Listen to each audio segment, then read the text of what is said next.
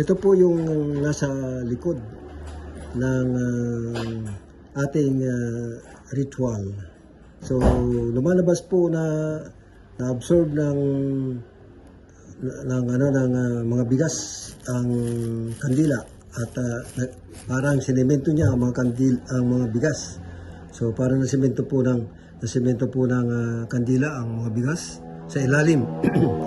At dito po parang nagsasabi sa akin na ito pong forma na to ay hindi po nagbago sa akin. Parang ito po ay forma ng aming probinsya sa Marinduque. Okay po.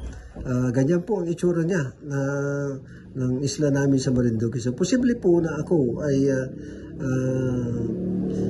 pumunta o doon maglagi sa Marinduque sa taong 2026.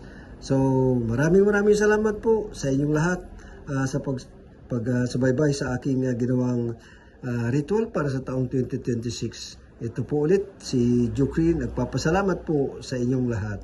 Bye-bye po.